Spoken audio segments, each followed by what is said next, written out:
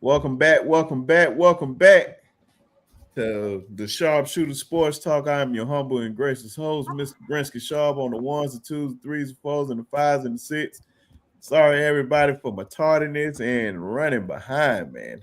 Take a good nap, and you forget everything that you're supposed to be doing, man. Glad to have everybody up in here, and I know everybody gonna keep on rolling up in here, man. Glad to see everybody in here. Before we get started, make sure you everybody in there hit that like and subscribe button. Got a packed house tonight, man. Going to be talking about some of everything tonight, and even give a little preview to two big games. Where one of them is ours, and the other one is the Red River rivalry. But before I start talking to the people, shootout, Red River shootout, what did I say? Rivalry. Don't ever call it that. That's so. I'm sorry, man. Red River shootout. Thank you, brother. Thank you, man. I'm so sorry. Sorry, I didn't mean to bump in on you. No. Please correct me, man. I ain't one of the ones, man. I like to be corrected when I'm wrong. I don't want to keep going around being wrong. No, wait a minute. That's the. I think I just learned something. Is it not robbery? No. That it is according to the shirts. It's the okay. Go down. Okay, it's the shootout. All right. What I thought. I was like, man, I don't know. But like I said, man, appreciate everybody up in here, man. You already know I got to introduce the guys before we get into it. Y'all already know, man. It's a surprise that he is the first one in line. The David Ruffin of all podcasting. The gold mic heard around the world, y'all. If you got $20,000, you can get you one of those. And I don't care what price he say it is, he's lying to you. You already know the man of mayhem, Dennis the Menace himself, Mr. SE Season himself. That's good funny. Friend and brother Tez. What's going on with you, dog? Man, feeling pretty good. Tired today, bro. Just getting in, and man, it's just don't just say one nothing of them about days, bro. Don't say nothing about being tired right now. Man, I'm still mad I went to sleep. Just dragging, man. That's how I feel right now, man. But of course, I'm here. Oh yeah, man. That's always a great thing, man. And like I said, man, everybody, if you need your thumbnails done, if you have a YouTube channel, we got a good brother right here, man, charging for the low price. Just hit him up, man. He a good man. And y'all already know our good brother over there at the Bama Standard, always dropping that knowledge and going to be dropping some real heat coming soon, man. Y'all just got to stay tuned for it. I promise you, it's going to be worth your while. The man, the myth, the legend, our good friend and brother, Jonathan Lewis. What's going on, man? Going on, fellas. Brinsky, appreciate the invite. Tez, always getting that knowledge, man. Same thing with Jason, bringing the SEC, the Oklahoma, man. I'm excited you got on here, brother, because Texas lost, and this is where I really wanted to see the OU fans come out, and Coach Sean obviously dropping that X's and O's. So appreciate everybody and everybody already in that comment section lighting it up. Guys, if you haven't already, make sure to like, share, and subscribe here, and then everybody else's channel as well. Oh yeah, man, you said it right there, man. And of course, you know he had to be in here. It didn't feel right, man, because it felt like, man, this be the normal people that we usually have on a Monday. And just dropping great knowledge. And a lot of folks been giving great compliments to the Monday show. Thanks to you, brothers, saying, man, damn, man, it'd be a lot coming from the show that's showing up on Saturday. So definitely shout out to y'all, brothers.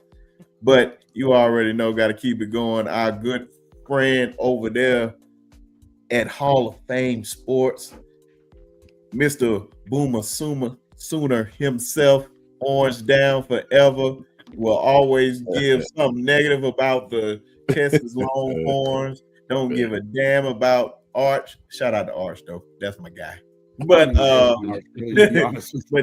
y'all already know, man, Mr. Mayhem himself, he's gonna cause a lot of ruckus when we start talking about those Longhorns. My good friend and brother, Jason White. What's going on, man? Man, appreciate another fantastic intro. Appreciate that for me, man. You my guy. No, I appreciate being on with you guys. And this is a national holiday week if you're a Sooner. This is where we gather together with the shit out of Texas every week, or every year. Once a year, this is the best week. You know, I'll just remind everybody: 7 out of 10 have gone to homeless. Don't say anything about Texas and how great they are. Not, you know, just go there. But good to see everybody. Coach Sean, Jonathan, Tez. Appreciate you having me on. Oh yeah, man. And definitely I want to give a real special shout out to Bishop, man, for coming up here those few times. Shout out to Bishop. Yeah, definitely shout out to Bishop, man, for coming up here, man, showing major love, man, dropping great knowledge throughout the week, man, showing hella love, man. Definitely appreciate him. Hopefully see him in the chat in a minute. But y'all already know, man. Last but certainly not least, most underrated person on these YouTube streets. A lot of people give him hella compliments that he don't even see, that I see. And they be giving him his flowers like we do on the show. Alabama A&M former running back and graduate, the man with the master plan, Mr. X and O's himself. He will cuss you out if you don't know your shit. But we love him over here. we love him over here. And Coach Sean is our we guy, love him. Our good friend and brother, Coach Sean. I appreciate you, brother. Likewise to all my brothers on the panel. I'm just following them. Trust me. Brinsky got the hottest show in America, and I'm just happy to be here, bro. The truth is in the details, man. You know what I'm saying? And it's Alabama A&M homecoming weekend. Oh yes. Oh, don't think I'm not about to mention that too. That's be one of the things we previewing too, because we're going to be discussing what type of beverages he's gonna be drinking a little bit this week. what is your top 5 beverages for homecoming? Don't worry, when we get there, that's going to be highly entertaining because I know something is in that cup. And it sure ain't cranberry juice. Oh, for real? But it is cranberry juice. It's pomegranate cranberry juice. It's freaking delicious. It's healthy, right? Trying to keep my arm from looking like turkey necks. It's back to being solid. Hey, man, this is what y'all need to get. Trust me. And what else is in me and Jonathan were just talking about how we need to eat better. Bro, I just get some tips from you. Trying to tell you, boy. I've been having this conversation a lot lately. Or is it you flushing to get ready for this weekend? Right. A little bit of both. Actually, starting for me. No. Save it. Wednesday. It starts Wednesday. Save it. Hydration. I want to trust me. We're going to get into those details. Don't worry. We're going to definitely get into those details. But y'all already know where we're going to start at. It was the game heard around the world. Good old Alabama over Vandy, man. We heard from Pavia. We heard from everybody. Everybody get to talk mess about us, but we can't talk mess back. That's what I keep seeing from some college analysts. We just can't talk mess. It ain't nothing malicious about it. But, we got to be humble and all that. But you know what I say to all that? F that. Keep that same energy, Johnny Foosball. Shout out to Pavia, but it's still F you too because you talk that mess about my time, but it's all love. But it's really F anybody and all these sensitive college football analysts that I don't want to get started with that. I say that. But Alabama won over Vandy. It was a tough game. We had 2 days to sit on this game.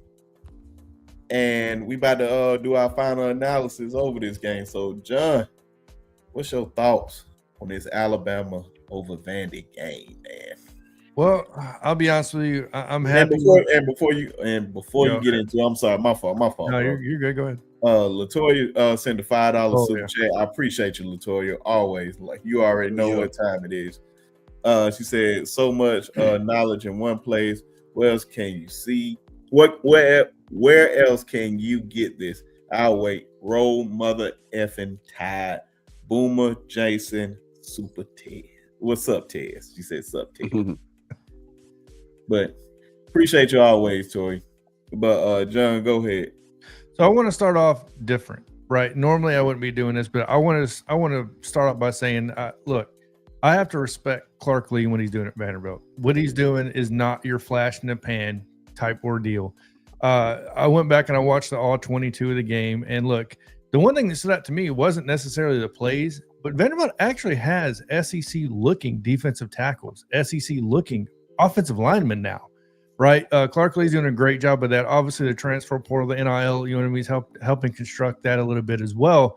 But look, when I went back and looked at the all 22 film, and then I used my brain of nitpicking with people and asking how this all looked and how it fit and all this stuff, the one thing that stood out to me was, guys, the first half, I don't think you could have looked any worse in the run fits from what everybody was telling me and showing me.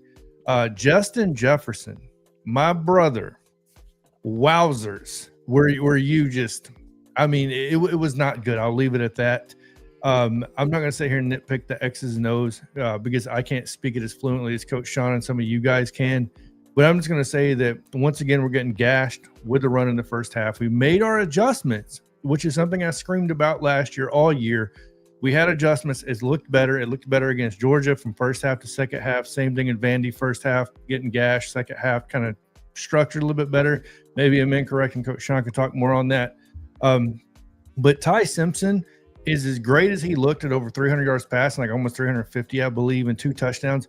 Man, we left some points on the board. That interception he threw, he had Isaiah Horton wide open for a touchdown. Just made the wrong read. And he actually did it 2 times. So, obviously he's still got some growing to do. He looks really good and all that stuff. And it is nice because I do preach on this every week.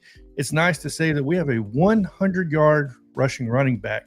The first time since, I believe, 2023, we had a 100-yard rushing running back. So I have to look at that again exactly, but it's been a long time. I'm just happy with the win. I don't want to bring it down. And Ryan Williams looked good. He looked improved, in my opinion. I'll just leave it at that. I could sit here all day and talk this, though. Oh, before we get too deep in the conversation, man, shout out to everybody in the chat. Usually I shout out to everybody, so that was my fault. Y'all charged it to my heart. We got Latoya up in here. We got Jeremy up in here. We got Kim up in here. Anitra up in here. Twister up in here. Good to see y'all. Roll Tide. We got some Oklahoma people up in here too. Jeff, what's going on? What's going on? Who else? We got our good brother Trap Panel up in here, man. Sorry I missed you over this weekend, man. Yeah. We was up in here podding. And hopefully I did tell you. I just can't remember if I told you I wasn't gonna make it to the game. And thank God I didn't, because I'm still pissed off about it. I don't know if Tez, I ain't even talked to Tez about it yet. That's how mad about it I am. I heard about it. Yeah. Oh yeah. I forgot. Shout out to Jason sending us that text too. Herb Rod, what's going on with you? Y'all make sure y'all go support those brothers over there too. Joe Willie, what's going on? What's going on? Jimmy, what's going on? Got the Sooners up in here. Y'all keep it going. Jake, what's going on? He's saying Red River rivalry, man. Come on, man. Bro, do not call it rivalry. Come on, bro. Yeah. Hey, man. I'm just Sooner right there. That's a hold up, Jake. You're a Sooner. You know better. Come on, it's the shootout. Mike, what's going on with you, brother? What's going on? Who else? I'm strolling fast. Oh man, I definitely appreciate that link, man. You always showing that love, man. Appreciate it, man. Hey, you only as best as your guys, and I feel like I got some of the best guys in the business. I put them up against anybody, especially Paul Feinbaum. Shout out to Paul. Ephraim, let's relax a little bit. Oh, I don't even see that comment yet. I'll try to say whatever one you're talking about. Sooner in Texas. I need to say this so I can read that off later on. Who else we got in here? I'm still strolling. And good to see you up in here. KT, what's going on? What's going on? KT. I'm sorry, y'all. I was just strolling. Cal, what's going on? Like I said, man, make sure you guys hit that like and subscribe button, man. We're going to get right back into it. Sorry for holding up the show. Coach Sean, go ahead, my brother. For me, man, It was actually a good game, man. The first half is just what John said. I talked about that. John, it's John called it right down the middle. That's what it was. When I went back and watched the game again, I didn't have any all 22, but I just DVR and then watch it from the TV. A lot of ace pistol, a lot of pistol, a lot of split backs with Jeremy Bernard in the backfield. The perimeter blocking by the wide receivers, at times was crucial. We missed a couple of blocks at the wide receiver that would have sprung jam on the perimeter. I've seen a lot of us bringing motion to the front side of the formation. A lot of pinning and pulling that actually worked with Parker Brailsford. I personally think Parker Brailsford the best center in the country. A lot of pinning and pulling, a lot of consistent pinning and pulling with Parker leading the charge, man. Vandy played a lot of quarters coverage. I didn't realize that watching the game. They played a lot of quarters coverage, man, trying to take away the deep route, intermediate route, as far as on the deep side. But a lot of the shallow crosses and intermediate routes actually was hidden in their quarters coverage. Alabama, I didn't realize this either watching the game until I watched it back. Alabama is deadly on switch releases. Man, running switch releases, these guys, I know one particular time they run a switch release with Isaiah Horton and Cuevas. And Cuevas, the Ty put the ball right in front of him. Cuevas actually attacked the top part of his route very gingerly, very, very lazy. No disrespect to him, but he done that 2 times in the game, actually. And that could have been a big completion, but it was just a horrible second part of the route ran by him.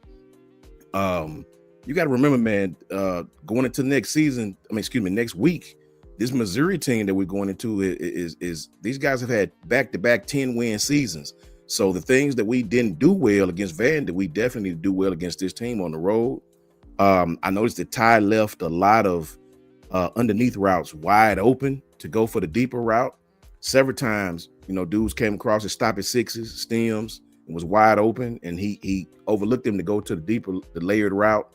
I seen one time where these guys were 13, 14 yards downfield and actually switched with Isaiah and Ryan, and the DB got confused. That's when Isaiah snatched it out the air. That was a switch in the middle of the field, about 15 yards downfield.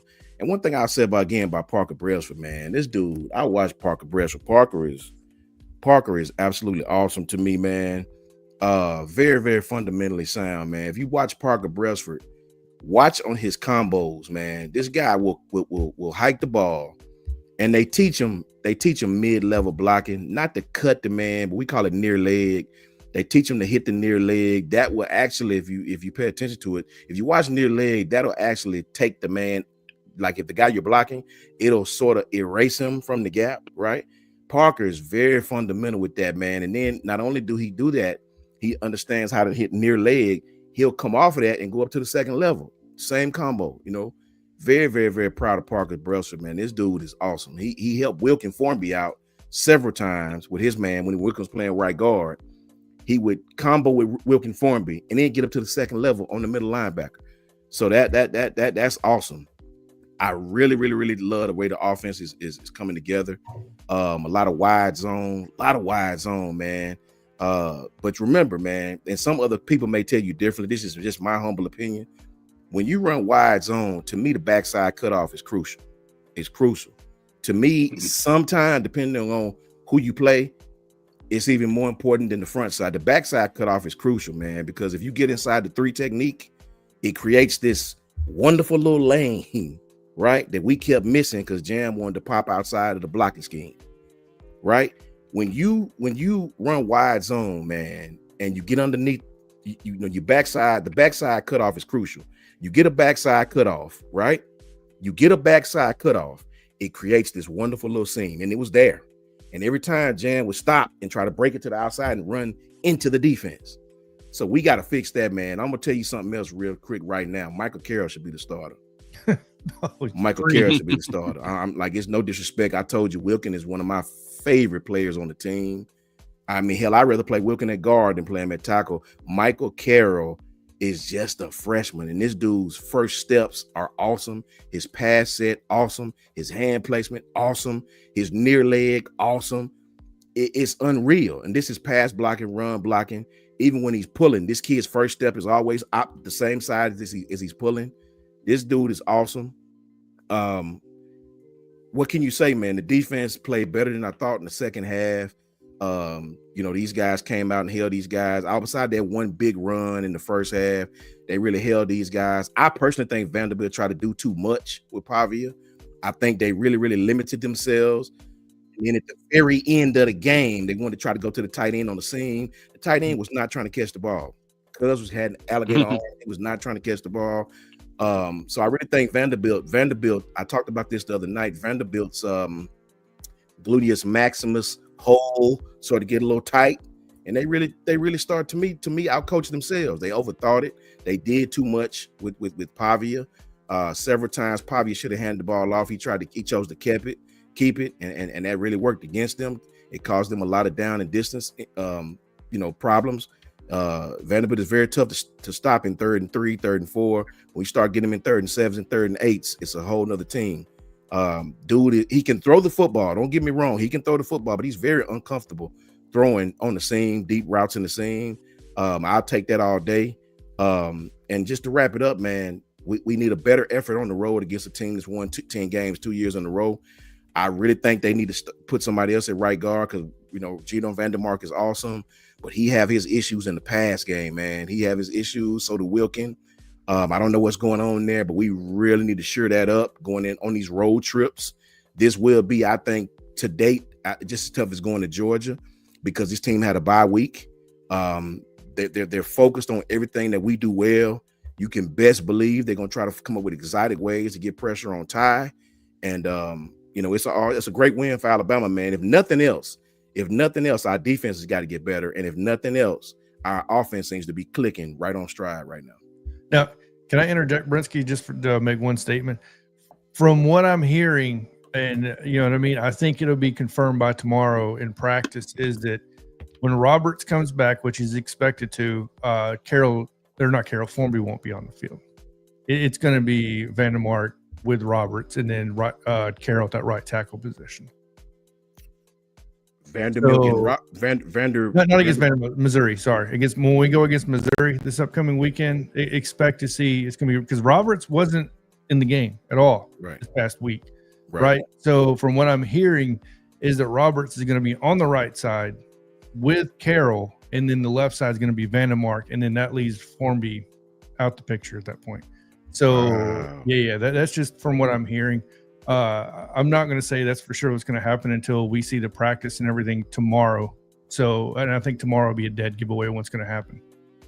So they're going to move Vandermark to the left guard. Yeah. So, and that's just, you know what I mean? And Formby, I don't know if you guys paid attention in the Vandy game. Formby started off at right tackle, got beat a couple of times. Then they moved him to guard, brought Carroll in, and then he got beat at the guard position. That number 99, Singh, dude, he was tearing him up. He was tearing him, his ass up, period, every time he had a chance.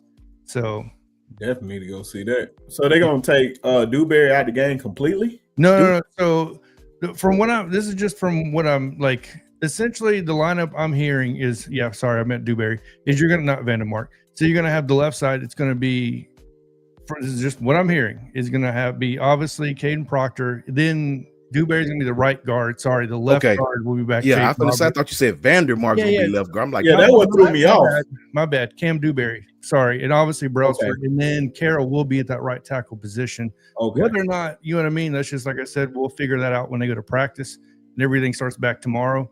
We'll be able to probably get a good look at that because Missouri, we're on the road. So we're going to see a lot more of the ones come in sooner than we normally would for a home game. Hey, really quickly, don't look now, man, but when we combo and get up to the second level, 71, he have his pass pro issues, but when we combo and get up to the second level, Dewberry is a man. He's a grown-ass man, bro. I'm talking about pancaking cats. Yes, to me, it should be Caden Proctor, Dewberry, obviously Parker Brailsford. I would keep Jaden at right guard, and I would keep Michael Carroll at right tackle, man. Because going forward with the teams we have left, that produces the best lineup to run the football. Alabama's going to have to try to run the football better than they have, and the defense has got to fit the run a little bit better for me to be completely satisfied. Let me do these real quick before they pile up on me. My fault. Our good brother, Piano Man, ladies and gentlemen, the best. I ain't gonna lie, he is literally my morning. How I listen to my mornings every morning. Facts. I ain't gonna lie. I don't know how it just became that, but it's always there. So make sure you guys support the best morning show at 8 o'clock Central Time. Our good brother Piano Man, 8 in the morning Central Time at the Long Run with Piano Man with the $4.99 super chat. Say roll tide, fellas, supporting my brothers. Appreciate you always, man. Our good brother BT up in the house with $5 super chat. He said, "If that rusty anchor rolled in." Hey, I'm with you when you're right, BT. I'm with you when you're right, man. I'm with you when you're right. Piano Man with another $4.99 said, "Great show as always, supporting my brothers." Definitely, man. Thank you. You know, man. And yeah, we got to make sure we got to get. I think Piano Man is at 3 some or 290 something. I can't remember. He's close to 3 if he's not at 3 already. And thank you to Piano Man. He hit one of those was to my channel, so I appreciate that. Oh, okay. My bad. That was throwing me off. I felt like it was up here twice. So definitely shout out there. Coach Jacob. Oh, Jacob, appreciate you for the $4.99, my brother. He said, "Run fit issues still can be." Still can we run front with I think you're talking about James Smith, Simmons, or something similar against Hardy. He's a problem. Love the show and knowledge. Appreciate you always, brother. Yep. Hardy gonna definitely be toting that thing, man. So we got to slow him down. He's been running that ball. I think he's the SEC leader right now. Mm-hmm. Yeah. So yeah, man, we got to slow him down. Some guys taking him for granted. I'm not. You never take these opponents for granted. So definitely shout out to everybody. But go ahead, John, because I know I cut you off. No. I was pretty much done. I'm good. Oh, okay. We're gonna let Tez. Y'all gonna let me talk about this too, or what? Coach Carl, shout out to him too, real quick. Oh, no, go ahead. Oh no, Tez hadn't gone yet either. But just make sure that I want to talk. This game was good. I enjoyed it.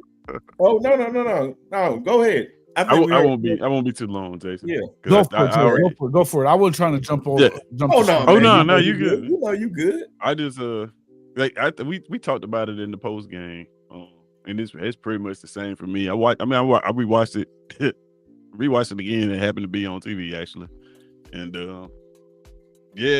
I think this game came down to one play, and that's a fumble forced by Justin Jefferson. I feel like if Vandy scores right there on that drive, scores a touchdown on that drive, this is a completely different football game. It took away their ability to lean on the run.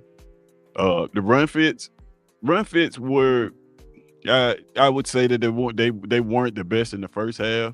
But I talked to Brinsky in the second half of this football game, Brinsky. If you remember, I told you like they can't run the ball no more.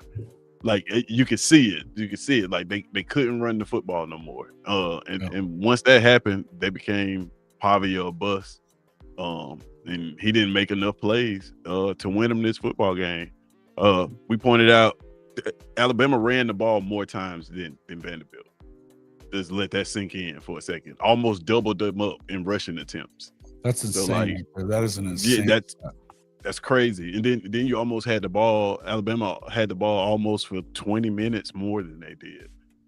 22 minutes to 37 minutes on time of possession. Like that's how you beat a team like that. It's not so much about the points. It's more about sustaining drives. Exactly. Every time Vanderbilt got the ball, they were in 4-minute offense. Like it kind of takes away what you do best. If every single time it's at the end of the half, you getting the ball at the end, you have to make a play. When you sit on the ball like that, the other team, their drives become so much more important. That 3 and out, you go 3 and out and you're not getting the ball a lot. It just changed what you want to do, Tez. They can't do that same old. It changed what you want to do. Alabama, think about this while you're talking. They ran 25 more plays than they did. Alabama, we played Vanderbilt last year, had the ball 17 minutes, bruh. Right? Yeah. We had the ball. That's the whole game. Alabama had the ball 18 minutes in one half against this team. You right. You 100% right. Now, I doubt it. I'm just gonna be honest with you. I doubt it. Brisky pointed out I picked against y'all.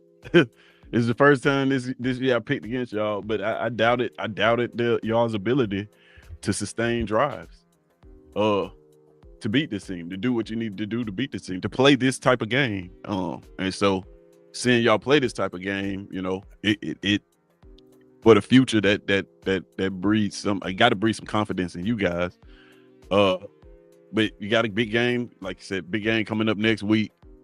You're playing Missouri. This is actually student versus teacher, right?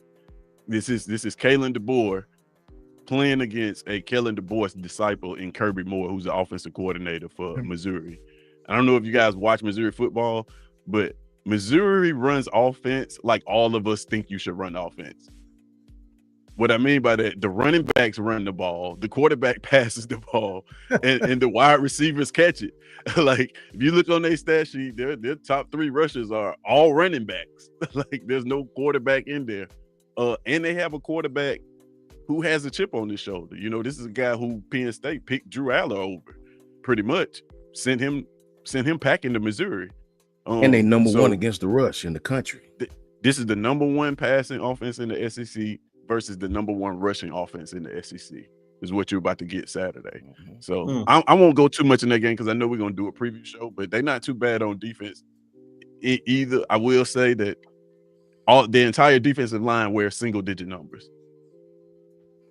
You know, you can infer what you want to infer from that, but when everybody on the defensive line is a 7, 8, a 9, that kind of tells you what they think about that defensive line. And they also have Hosea Trotter, who is Jeremiah Trotter's son. And he's got a brother in the NFL playing for the league for the Eagles right now. He is everywhere on that defense. So, like, this poses a special problem right here, this game. So it's gonna be just exciting. I expect just an exciting game as this one was for next week. Jason, go ahead and say what you need to say about our Tide, man. I'll tell you what. I was saying something the other day. When you had that first turnover, because that was one of the things that everybody talked about going into this game was not turning the football over, and that's something that Alabama hadn't done all season. When you saw them, they're already down 7-0, and they turn the ball over, and I thought, we're about to find out what Bama's about right here, right now. We're gonna find out what they're about, and you know. Obviously, that changes the complexity of the game, as Tez said at the end, if that is a turnover. But I got to tell you, I got probably more out of Alabama this weekend than I've gotten out of any of the wins leading up to it, including the one at Georgia, because of the fact that you did have some things go wrong, some things that weren't going your way, even at home. So I feel like they grew up a little bit, especially Ty Simpson. I mean, Ty's been great all year. I think we established early on that it wasn't his fault that you lost in week 1. I feel like more and more that was overlooking them and an effort issue more than anything else. But with what you saw, you're going to have to go through some adversity at some point, right? Every football team that has any kind of aspirations of winning anything, you're going to have to be able to weather a storm. And when he turns the ball over there, and that was the main thing that everybody's talking about that they hadn't done, and what probably the main reason that they beat Georgia was because they hadn't turned it over. For them to be able to weather that storm, and continue to keep their head down, and they ran the ball, like you said, running the football. We talked about it last week. How important was it going to be for you to continue to run the ball? And a lot of the time, the last few weeks, they'd kind of moved away from it, where they didn't continue with it throughout the game. They dominated the game at the end, or they were able to hold on at the end because of the fact that the offensive line imposed its will on Vandy. Vandy, what they don't have, they've got good guys, I think, in their first rotation and stuff like that. It drops off a little bit after that. So for them to continue to run the ball, continue to pound the ball the way that they did, now you have a team that isn't as deep as you in the trenches, and it definitely, to me, it paid big dividends for the Tide. Big dividends. Yeah, man, definitely.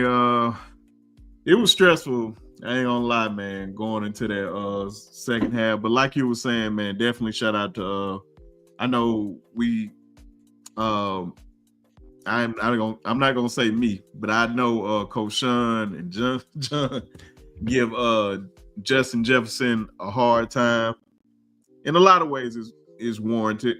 But man, he stepped up when he needed to step up on a lot of big plays. Hopefully, he continues to get better. Definitely gonna need big time games for him. And I like how he was attacking quarterback. Just got to be better in them run fits and all that, man. Just find a way, man. Whatever. And it was one last thing I wanted to talk about on this. Is he a what is he, a junior? He's a senior. He's a senior. Okay. Yeah. But one thing I did before we get off this one and talk about Texas and Florida, which I know Jason is salivating to talk about his good old Texas Longhorns.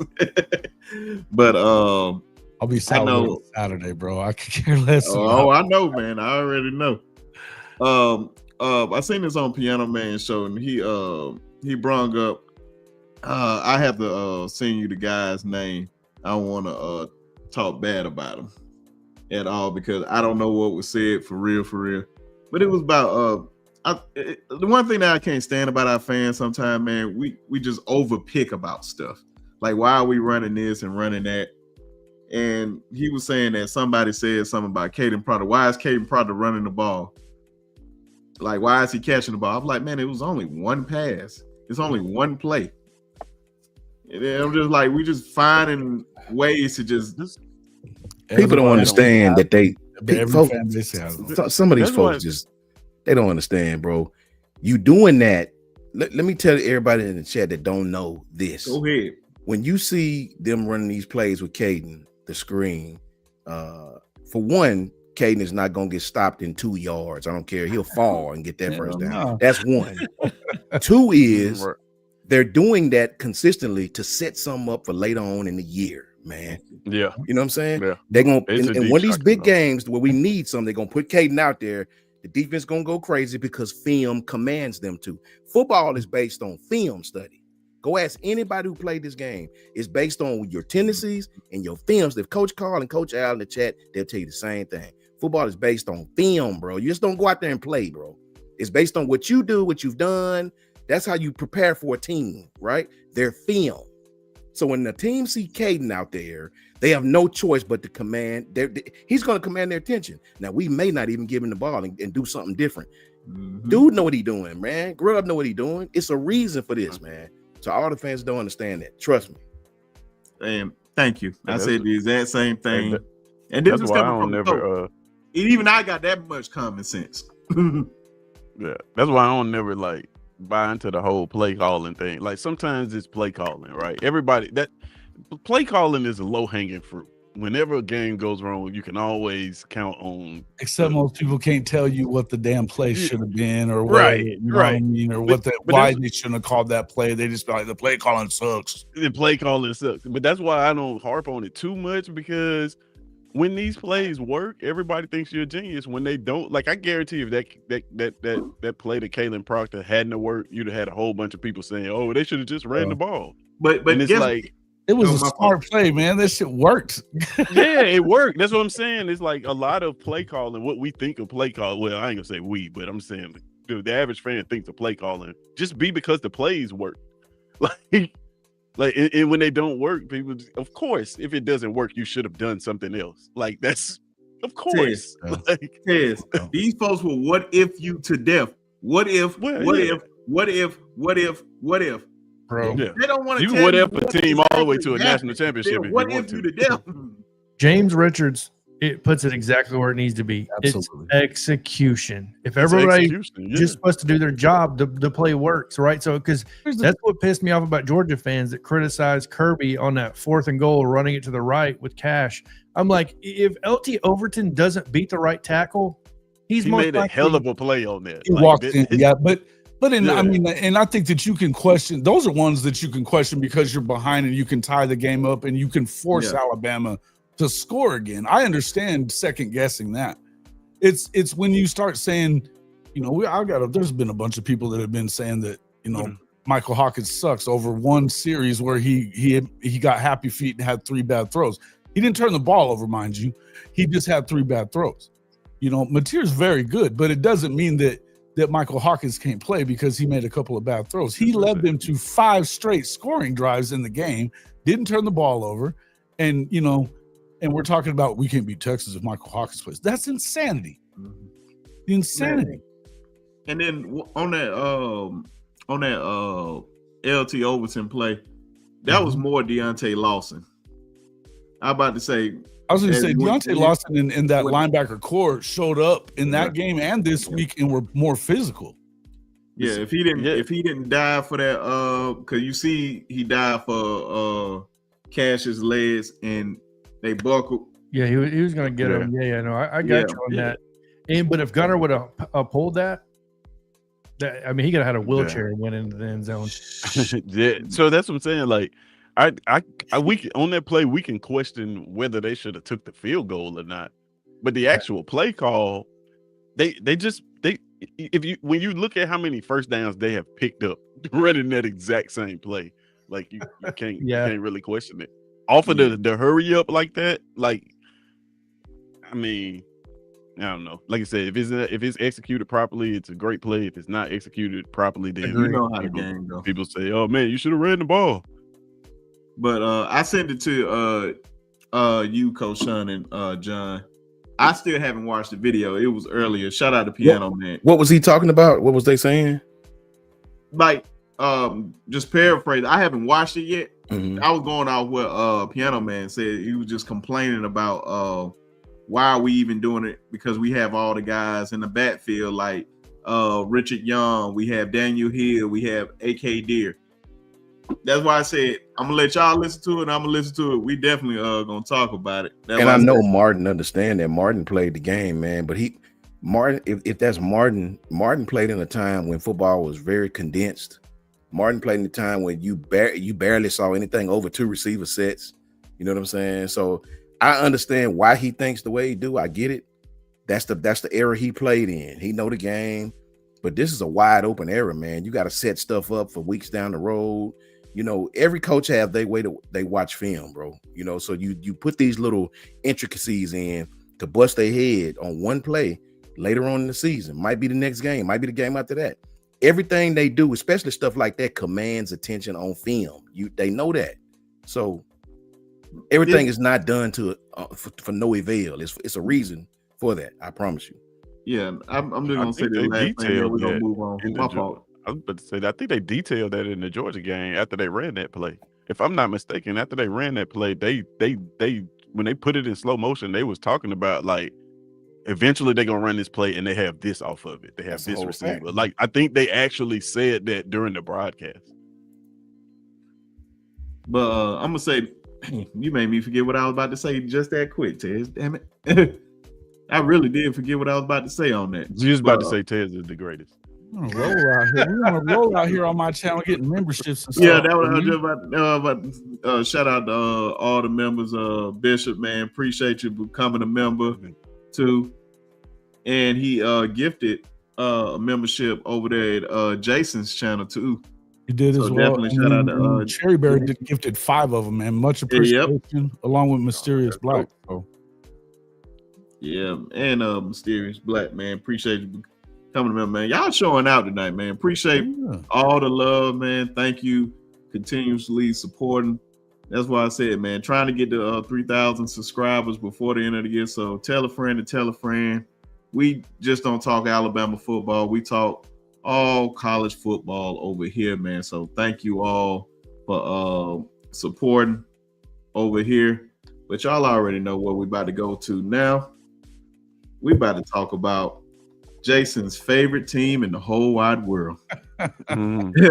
Florida over Texas, ladies and gentlemen. Good old Florida over Texas. Can I talk to Jason about this one first? So I can, please. Because I want to hear what Jason got to say about this. Like non-biased opinion. I want to hear what he got to say about this.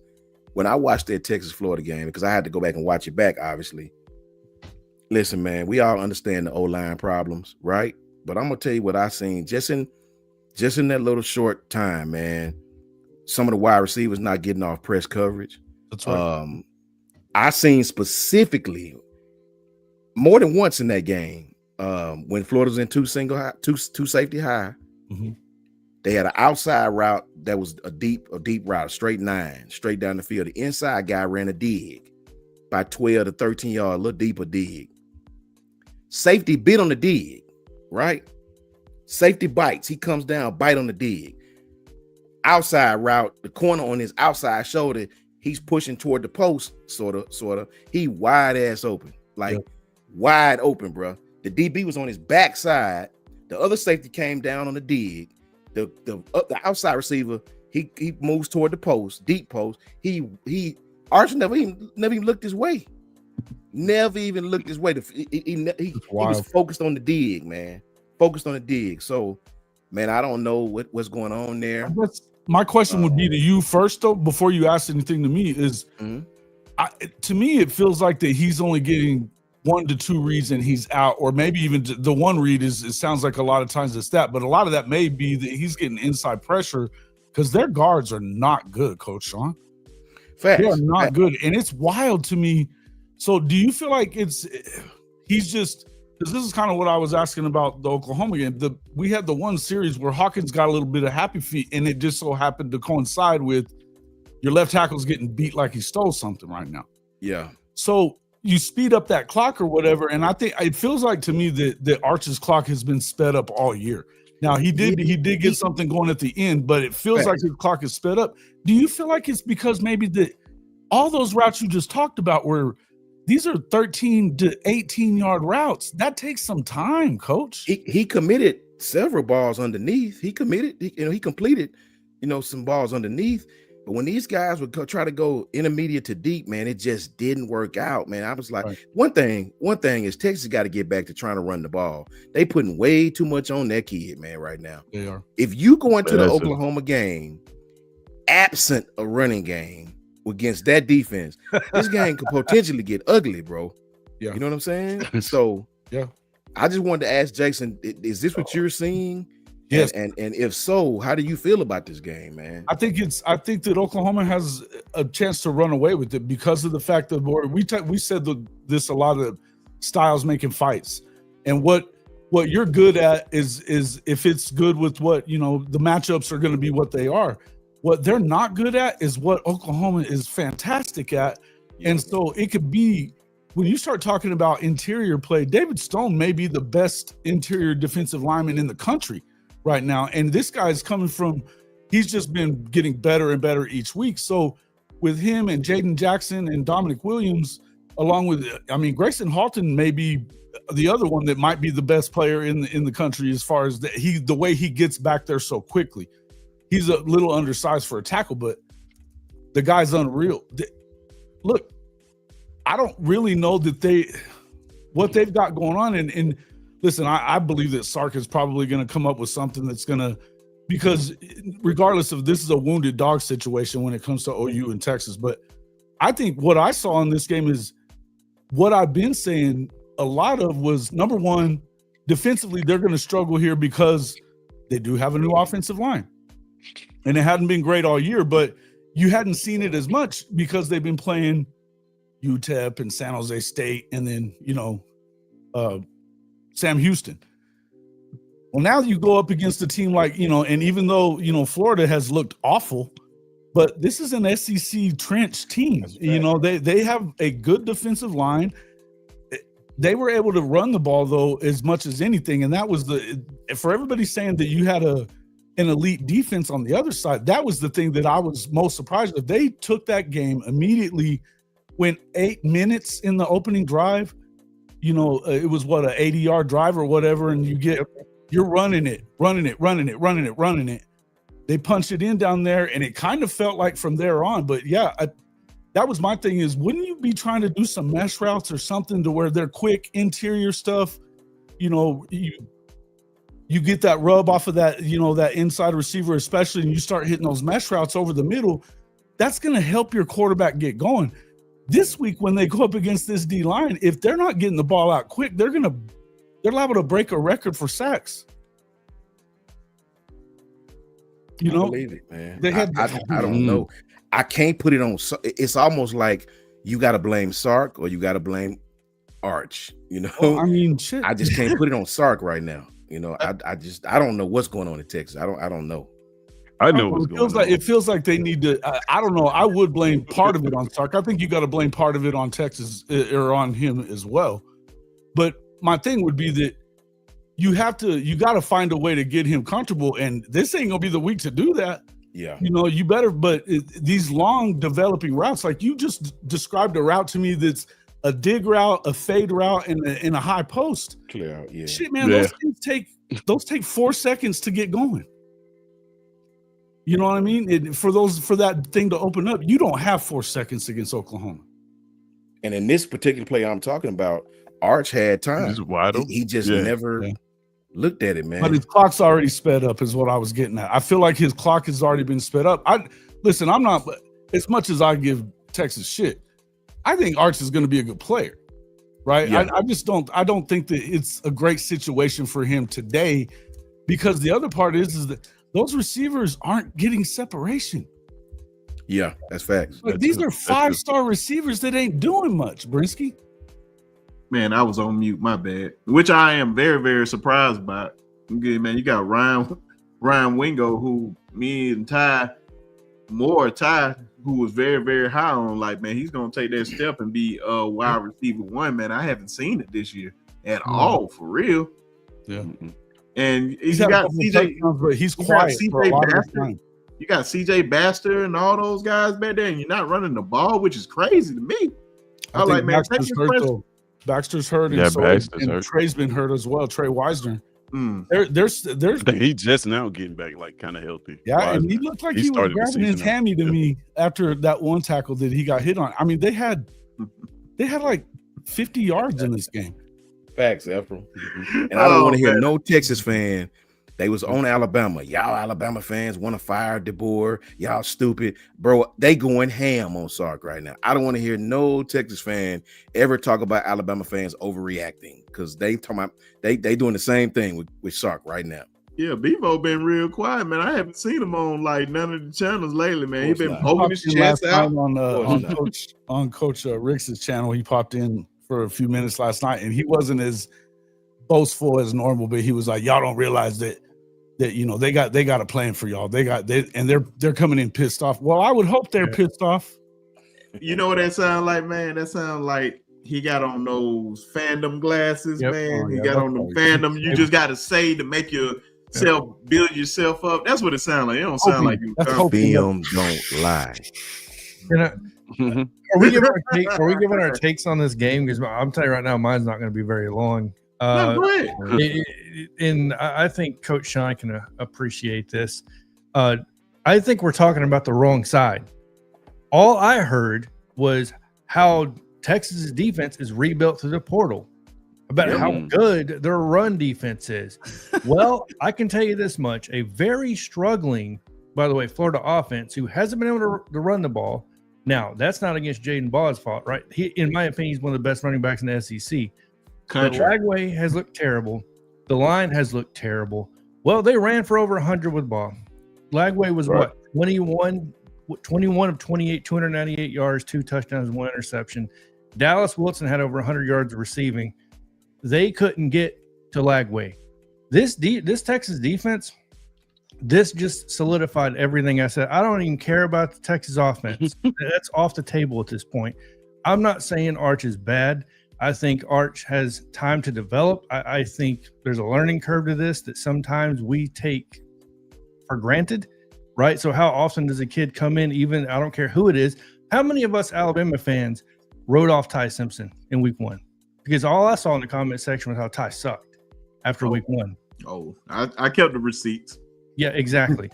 So, and I feel like, you know what I mean, this just kind of transition, but I think what happened is Florida just lined up and they did what they wanted to do, and Texas couldn't do anything about it. And like it or not, when you see these upsets happen, it's usually because of what? One player ends up just showing out. Garcia against Alabama when he was at South Carolina lined up with, what was it? what was the receiver's name? Oh my gosh, not Mike Evans. He was Alshon Jeffrey. Like had a hell of a game, right? This didn't happen against Texas. Nobody showed out like that. It was just they lined up, they played their game, and they just beat you soundly across the board, plain and simple. If I'm a Texas fan, I'm worried. As you should. Man. Go ahead, Tez. So I tell you, this game, I think all of us pretty much picked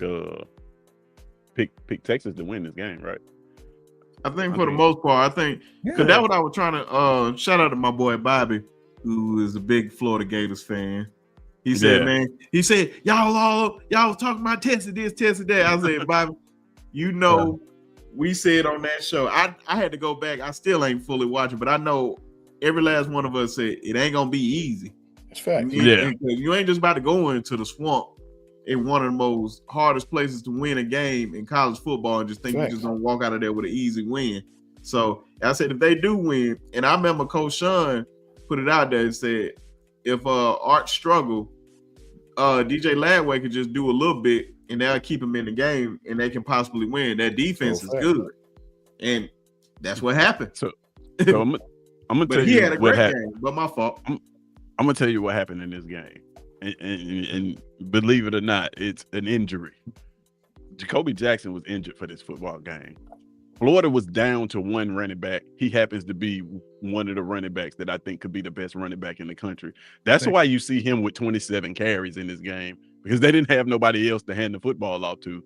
And they figured out early on that, like, oh, we probably should have just been giving this dude the ball the entire year. He said, all of a run sudden, the football, man. All of a sudden, the offense looks great. like all of a sudden, it looks great. You was doing that running back by committee thing. You wouldn't feed this guy, and then you was getting, having to rely on the pass too much.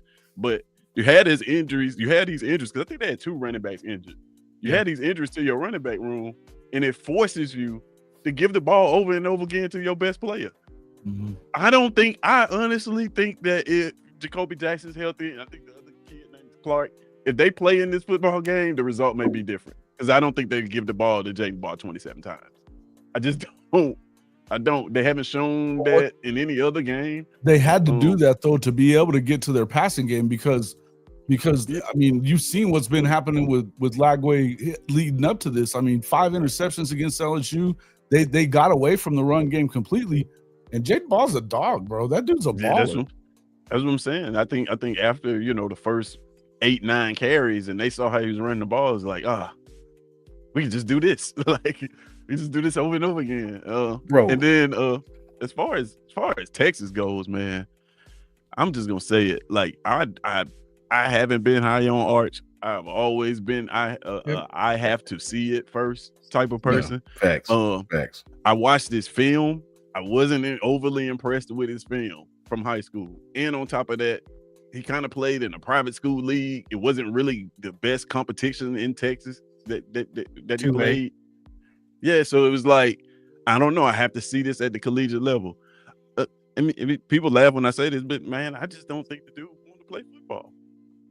I think this is a situation where he got great uncles, and they my uncles, my daddy's daddy been playing. My uncle was a quarterback. My uncle's uncle was a quarterback. I'm halfway decent at quarterback. Man, that dude probably wants to be a painter. He probably wants to. There you go. I knew you were gonna start there, bro. I'm just saying, bro. Like sometimes we got to. Quarterback is a developmental spot, bro. QB is not one of these. It don't matter who your uncle is. QB is a spot where you have to actually go through it to get better. I've seen the best of the best. Name me how many freshmen or sophomores in their first year went out and just dominated. It ain't that many. Bro. No, I'm talking about from Michael Vick to Kyler Murray to Kyler had to sit behind Baker. Was it Baker? Yeah, yep. Baker. But see, the thing is though, Coach Son, none of these quarterbacks received this type of hype. No, I mean, this kid was anointed. Not by me. And what I'm saying is he's underperforming. He does not look halfway of what I was told that he was going to be. And I don't think he has looked like that from the film I've seen, I don't think he's looked like that at any point. Bro, He is going to have to make a dramatic step. Yeah, I want you to think about this. Texas fans crucified Quinn Ewers. Oh yeah, like they were ready to take Quinn Ewers and run him out of town to put this kid on the field. Like the hype had gotten so much that it was like this was a can't miss prospect, and then like you can miss with this kid. To be fair, they had better guys out there at the wide receiver position than they have out there right now, and they had a better offensive line. Effort. They had a better offensive line. But I do agree with everything you said. I'm just throwing that out there. So Quinn really had everything, the table set. Yeah. But see, next that's another thing. That's probably one of the best quarterbacks in the country. You watch. Yep. That's another thing, though. Like when we anoint these quarterbacks, sometimes like we don't consider what they have to work with. Like, hey, man, this dude, man, this offense in general, like what we're talking about, this offense in general is struggling. The receivers aren't playing up the part. The offensive line isn't playing up the part. They aren't running the football. So like sometimes it's just not cut and dry. It's just throw another quarterback in there and it's gonna work out. Listen, I'm an Auburn fan. I got receipts on what our fan base said about Peyton Thorne last year. And they thought that like it's just gonna put another quarterback in there and magically everything's gonna be all right. It doesn't really work like that. Like the system has to work like as a whole, as a unit. And what you see from Texas right now is just they don't have it. They don't have it this year, and he's not good enough for a quarterback to disguise that. Like some quarterbacks are good enough the way your team don't have it, you can kind of make up for it and make it look like it's a good offense because you had that ability. He's not one of those quarterbacks. He's missing reads. Like that's an arch problem. I knew it was a telltale. This offense. My fault. I knew it was you go ahead. I knew it was a telltale sign when shout out to Archie Manning when he said it's no rush for him to go to the NFL. Facts. I knew that was a telling thing, like he's coming back regardless. So you can go ahead and cancel. That's why you don't really see him even before they even really played. He went on no NFL draft boards because I was like, it's pretty cut and dry. Like he's not going to the NFL. Because he needs those reps. And then one thing I think I have learned, and I'm really enjoying this one thing, is when you see a lot of guys come out in their first year, they pretty much struggle when they come out into the NFL. It matters about, I forgot what GM or scout, they say they are looking for this amount of starts. What has he done throughout this time? They just seeing progression after progression throughout the years. Or whatnot. So it makes sense. And then you look at the quarterbacks that have done it. And there's a lot of them that have done it in the NFL that are big time stars. Like Baker Mayfield, you see what happened when you get him in a certain place. Patrick Mahomes, Lamar Jackson, Josh Allen, these type of guys. Because they actually progress. They have multiple games under their years.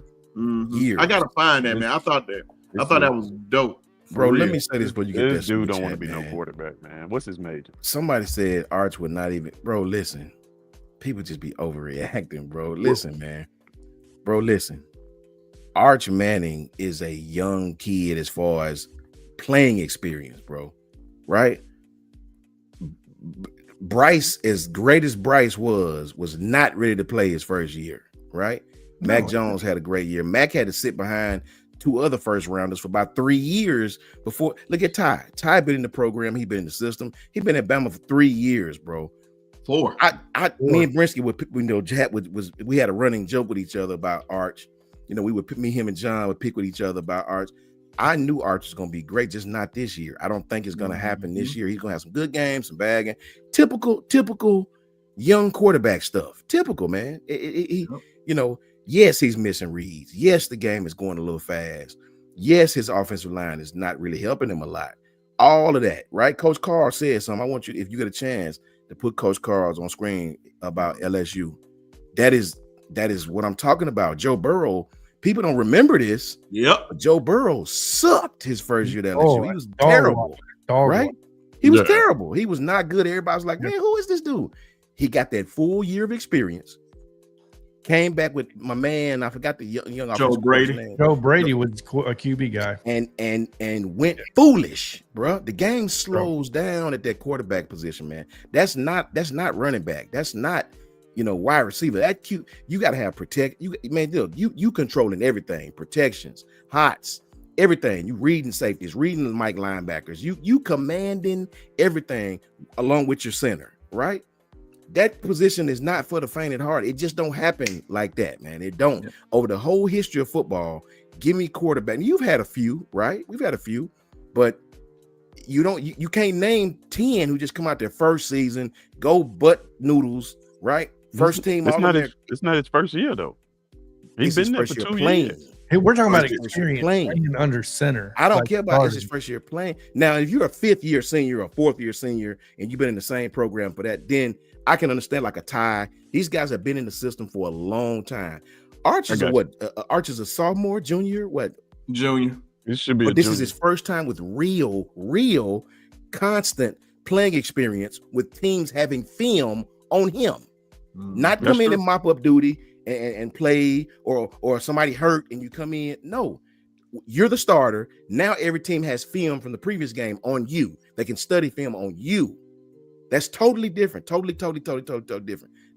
So he has to go through the ups and downs, the ebbs and flows. Watch how different it be. If Michael Hawkins had started Oklahoma, I thought that kid was going to be awesome coming into this season, right? John Mateer, great experience. Kids like that's been in the program and have actually put film out there. Those are the kids that learn from it and become better the very next season. That's right. Now, let me ask you a question real quick, Coach, if you guys don't mind. I think too, another thing that gets missed is Arch didn't go into an offensive scheme that you're just going to learn overnight. We know that is very true. I give you that. Yeah. So okay. I want to get you guys' opinion on that because he went into one of the toughest offensive schemes to probably learn, in my opinion. It's fact. Yeah. I just looked it up. He a communication major, so I mean he can be on TV. We'll get to see him when he decides that this is the I want you to clip that for next season. He can. I'll put it like this: would you take him, or hold on? Let me ask you this real quick. And I know here we go. Would you take him or Jackson Arnold? Right now, take Jackson Arnold. You will lie. Right now? Talking about the coach. You give Arch Manning, Cam Coleman, and I'll leave it at that. Can we protect him? If we gonna turn free rushes in it, it don't matter who I'm gonna tell you right now. Y'all can protect Jackson Arnold. Y'all whole point is saying he holding on to the ball too long.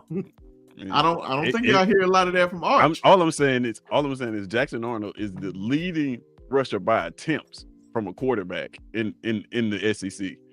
I don't think Arch wants to do that. I mean, it is what it is. I don't think either one of them would function well under this offensive. I'm gonna ask you. Wait. Arch only wants to run, Jackson only wants to run the ball. What you talking about? That's what I'm trying to get. No. I'm just saying, like, would Arch want to do that? Oh, he hasn't been very successful running the ball. I think he'd love to have your receiving core. Everybody would love to have our receiving core, but that listen, for Jackson Arnold. That receiving core is beautiful. It's all the nice little shiny things on the outside. If we can't keep the quarterback upright, none of that matters. None of that matters, bro. Tez, you know as well as everybody sitting in here that it is not about that offensive line. It's about him sitting back there patting the baby for 4 seconds. Thank you. You don't want to be honest. I beg to differ, man. I beg to differ. I've watched the film. I've seen it. Like, you need to go back and watch it again and get your stopwatch out because it's not coming out. Nah, I mean the problem. I know this is derailing, but the problem occurred in the Ball State game.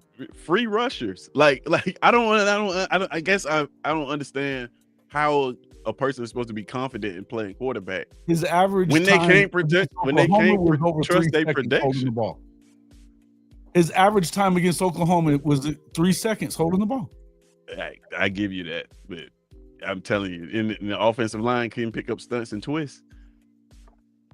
No. If I got to bring in my tackle and my running back, if I got to bring in my tackle and my running back to block 4 people, If we can't block 4 with 7, I only have 3 routes on the field. Guess what's gonna happen to the quarterback? He gonna hold on to the football. Yeah, it sounds like There's you 7 guys people in coverage.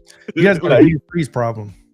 Yeah, that's what I'm saying. I don't think it's I think 7 every play, and you still not running the football.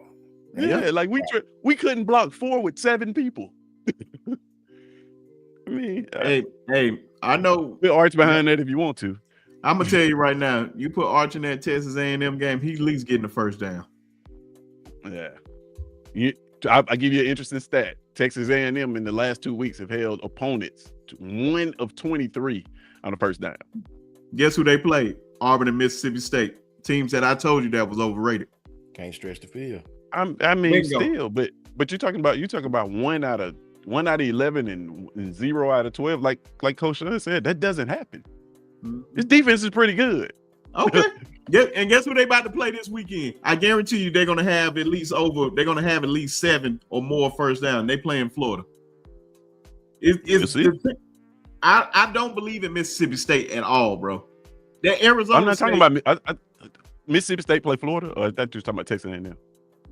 No, Mississippi State played Texas A&M, but Florida plays them this weekend. I'm just saying, I just never believed in Florida. I think Florida is just not Florida overhyped. Mississippi State is overhyped. I believe they're better, but it's still Mississippi State. They just show why they've been Mississippi State, why they will forever be Mississippi State. I mean, I think they're like a 6-win team. They won 2 games last year. They better than that. They're better than they were last year for sure. Ain't nobody picking them to win the SEC. I'm just basing it off your rankings, man. It's a reason why I'm saying that. It's a reason why I'm saying that, because y'all had them in y'all power rankings. I did. And it was just a little shot at you. But you know it's all love, man. Hey, man. It's all good, man. Let me get these super chat. This one yours, Jason. Go for it. I picked Florida fan documentation beats conversation. Hey, I think this was so he made sure that he was not one that picked Texas against Florida last week. He's letting you know. He did. Everybody here was picking Texas. Not. Yeah, he did pick Florida. Yeah, he's right. He's right. He's 100%. And you called him biased for it, Mr. Brinsky. No, I don't think I called him biased. Yeah, Pam, appreciate you for coming to everybody biased, bro. That's what he does. No, I call people who I said was biased. You call us biased every time we talk about anybody. Oh yeah, man. I do, man. Yeah. You can hear the fandom come out of people sometimes, bro. Yeah, you do. You can hear the fandom. I didn't just make it up. Oh no. You can hear the fandom come out of everybody, bro. That's what I'm talking about. The why you can't base everything on record. Hold on. First of all, that's my point. A power ranking, you can't just base it on a record. If that's the case, there'll be a lot of teams that's number one. A lot of teams that I told them about before we move on. A lot of teams that I told them about Texas A&M should be up there. They had them completely off the list. Don't worry. I got on Tez about this. Here's the thing, Dwight. It says Tez and Nick rankings are all about record. There's an open invitation. Brinsky doesn't want to come on the show. He just want to sit in the comments and criticize every pick we made. He came on and picked all these teams. You got him out of there. We wouldn't even be having this conversation. Go back. All right, how about this? Go back to the episode I was on before and look at all the teams that I picked that time and look at where they at now. And you complained about it that episode. No, I said, why is Texas A&M not up here? How does that make any sense? How you on the list and you fall off the list when you won? And you said they ain't play nobody. Now all of a sudden they got a great defense. All I said to you on that episode was, Brinsky, you had 3 picks. You could have picked Texas A&M and put them on the list. But you also, who was up there ranking teams with us, chose to leave them on the sideline and then criticize one of us for not picking them. Because you had 3 picks, they don't deserve to be in this spot. I said, how is this team better? Don't worry, man. We're going to talk about that one of these days. My bad, man. We went. Shout out to the my boy Tez on SEC. The most credible ranking show on the internet, man. Y'all gonna see him. It's a lot of fun though, for real, man. Oh yeah, man, it is. But Nick is biased. Nick is definitely biased. I'm sorry. I try to be as non-biased as I can. That's what I did there, Jonathan. Yeah, no, I'm paying attention. Oh no. But Nick is biased, man. And this whole Y'all see what I did? I'm taking one more shot at Nick, and I need Nick on the show because I want Nick. I know everybody up here is SEC. My man Nick said the SEC is overrated. He said it ain't been as dominant, and he's an Auburn guy. By the way. Based off what though? Based off what? Based off what? I mean, I'm just asking. No, based on exactly what? He says that the middle of our conference isn't that strong. I mean, you have to get him. Is the middle of the Big Ten strong? Nope. Well, I don't know. That's what I'm saying. You have to get him to explain. Don't make me. I'm not gonna make the argument for him. You about to go over there? Yeah, I'm about to do. You tell him I called him out on the show. He got an open invitation. I had to put it out there because he said I would argue Oklahoma's schedule is tougher than any team in the Big Ten. I agree with you. Michigan, give Michigan Oklahoma's schedule. What would their record be? They got, I agree with you 100%. We ain't even gonna talk about Penn State, who got beat by a UCLA team that don't have a damn win. We ain't gonna talk about that. Or a coach, man. You know, hey, I've watched. I know it's off the subject. I went back Texas and watched go that to football game. Ohio State, first game of the season for both, right? And damn near won, right? Give Ohio. When is Ohio State's next biggest game? Who? Iowa. Next year, probably. Like these people don't have to worry about nothing all week long, all year, right? You'll play a great team in the beginning of the season. You try to fool me like Penn State's good. You try to put Maryland like, oh, Maryland's awesome. Them teams suck, right? Let them play Georgia. Let them play Florida on the road. Let them play Alabama. Let them play LSU on the road. Let them play, let them play Oklahoma. Let them play Ole Miss. Back to back. They're gonna slip up in there a couple of times. Tell them. You got to get Nick on. Points, man, because I don't know. I personally said that because I want you to send that message. I said that so you can personally send him that message because it's nonsense. It's stupidity at its finest, and he is way too smart for that. Nick is way too smart for that, and I don't like that. He's speaking like an Auburn fan. And this is why Auburn be losing because you got fandom like that. Little brother. Now we just throw everybody under the bus. Little brother. Texas Tech is the best team in the Big 12. Talk to me about the middle of the Big 12. Colorado. Like there's a middle of the Big 12. I tell you guys this now. I gotta say this, man. Before I dip out of here, I went back and watched the Penn State and how did you put yourself through that again? Because I was like, man, I really want to understand. I want to understand Drew Aller. Like, is he like? I want to because I called Drew Aller trash, but honestly, I hadn't watched a ton of Penn State football. It's not my cup of tea. I watch them in the playoffs when they get there in them big games, but I'm not just watching them. So I went back and watched this game, man. Drew Aller was the best player on the field. Yeah, I give him I'm not saying that he's one of the top quarterbacks in the country, but I can understand why an NFL coach would look at him and say, I can fix his shortcomings. Because measurables wise, he has all of it. He's a competitor. But yeah, I mean, I don't know. I'm gonna have to watch more of him before I just keep criticizing him like that. Man, you don't need to watch that. He played well in that game, man. If you go back and look at it, he was. It wasn't a Drew Aller problem. It was. And they were throwing slant routes against. They was throwing meshes against zone and all that. Like what? They couldn't. It was not his. Like it was like I don't know. Man, they weren't running the ball like Penn State traditionally does. They was not doing that. The receivers dropped. My God.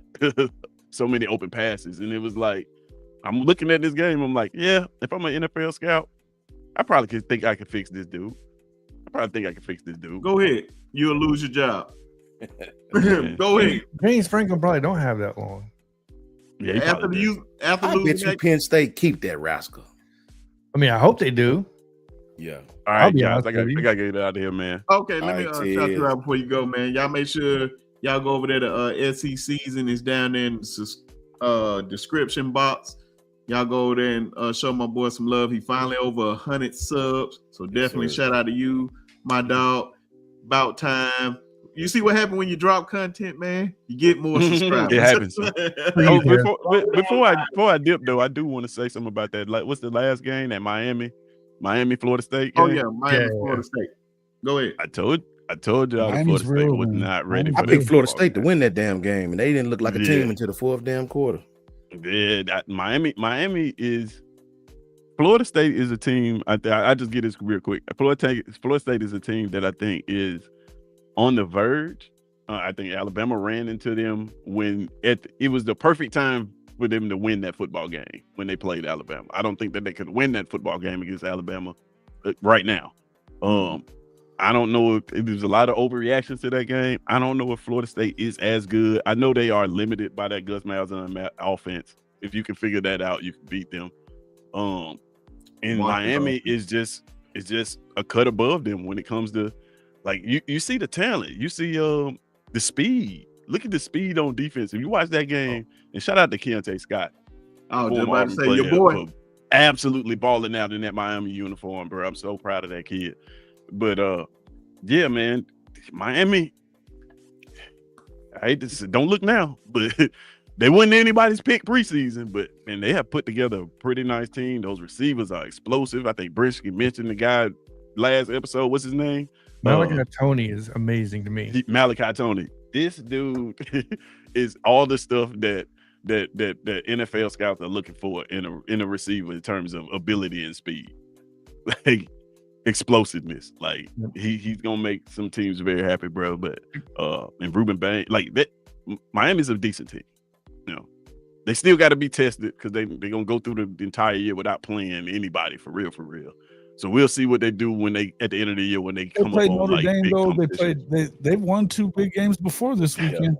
That is true. Yeah, you're right. Florida is one no easy game, man. Florida can easily have one loss on their schedule, and that could be Miami. They could have beat LSU. They supposed to beat South Florida. I just got to give them more credit than that, man. Miami is one of the most complete teams in college football. You can't talk. You can't say anything about what they've done in the past. And look, I'm as much as the next guy. I understand that Mario Cristobal can screw this up at any point.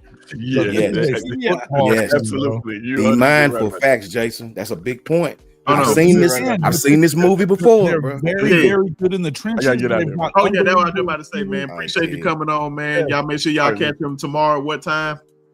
7:30 p.m. Central Time, man. We're gonna start our ranking teams again for this week. You know, it's gonna be interesting. He's gonna piss me off again, but shout out to him. All right, man. Peace. But go ahead, Jason. My fault. No, it's cool. I was just saying that the one thing. I mean, yeah, you know that he can mess this up at any point, no doubt about it. But here's what they got: they're unbelievable in the trenches. Ruben Bain is a dude, and look, for everybody that likes to talk shit about Carson Beck, they had the most drops in the country last year from their receivers. It wasn't that he wasn't hitting them, and they still won the damn SEC. So you can say what you want, but this football team looks pretty complete to me at Miami. It looks complete to me. Now, again, a close game, he can be a liability. There's no two ways around it. But if you're going to sit there and tell me that Miami isn't good, I want to know if you're watching them at all, because I don't think you can be. No, I agree 100%. I think I'll be honest with you. The games I watched Miami in this year, the one thing that stuck out to me was how fast their defense looks. You talking about a swarm defense, because that's what Alabama fans always want to hear from a 4-2-5 and Kane Womack. To me, it looks like one of the fastest defenses I've watched this year, in my opinion. And Ruben Bain is on a different level than he's just, like you said, he's a stud. I think Miami will go as far as the defense will allow them to go. I think Carson Beck, you kind of know what you're going to get out of Carson Beck. He's not going to come in probably and throw 500 yards and 5 touchdowns to win you in a big game like that, in my opinion. I think, especially with such a young receiving core, Malachi Tony, I think, is an absolute stud. But when you look at that Miami defense, I think that is the key for them, right? So, and no doubt, Mario, I love that you said it, Jason. Mario Cristobal, dude. I treat him just like I treat 2 other people, and that's Eli Drinkwitz, and I treat James Franklin. Yes. I'm sorry, and Brian Kelly to an extent. You know what I mean? So, like, until you can win. I think he's a little Billy-esque. You know what I mean? Now, my question to you guys, to the panel is, did Billy do enough to save his year? Not even close. Texas, not even close. Because I know they got a tough schedule remaining ahead of them still. But he's going to have to win some more games. I think that because if you listen to what the fan base is saying, and they're out on him, you know what I mean? They're out on him. Now, you beat Florida State, or no, they don't. They don't play Florida State, do they? Yeah, they do. Yeah, they play Florida State. No, they already did. No, but they still have some games ahead of them that if they win, it'll help them out. But I don't know. It doesn't feel like to me. I think it's over there. I think they're looking to see who they can get. They've got to be working behind the scenes. No. I don't know who it's going to be. But to second that up before you finish that, because I want you to answer this too, and for the rest of the panel, same thing. If not Billy, who would have stepped into that situation and succeeded more? And I'm not saying there's not anybody out there. I'm asking, in your opinion, was it a good idea to go out and get Sun Belt Billy, or should you have gone out and got an SEC guy, or Schumann, somebody like that? Or I'm not saying he would have took it, but you should have never fired Dan Mullen. The guy was winning. He'd beaten Georgia already. That is the number one thing. Should never let him go. Should have never done that. So do I think they should have gotten Billy? Clearly not. Clearly not. I don't think that he was the guy for that job. Now, here's what I mean, I think they may have screwed them up on a G5 coach at this point, but if it's me, I'm going to get Alex Golesh, man. He came to your house and kicked your ass, and he's done everything he could possibly do to beat Bama in the last few years as well. 2 years in a row, they gave Bama all they wanted. Alex Golesh is that dude, bro. They're gonna be knocking down doors to go get him too. That's who I'd be after. If not, maybe Summerall. I like Summerall a lot. I think he's real good. I think they may go after Lane. I don't think Lane's going anywhere. I got to be honest with you. I don't think he's going anywhere. To Brinsky, I got to ask you this: does Ole Miss have a legitimate chance to be in the playoffs and win a national championship this year? To you, yes or no? This year, right now. Does who have a? I really don't know. I still don't know, man. I thought last year was like their best chance because they had a loaded roster. Their defense was much better last year, right? Mm-hmm. So I do like the defense, but that was against LSU, so I got to see it against, because LSU been kind of disappointed on offense. But go ahead, John. My fault. I'm saying that because why would you leave a program that you spent time in and has a better chance of reaching the playoffs in a national championship game? Florida is not what, in my opinion, guys. I'm not trying to hate on Florida.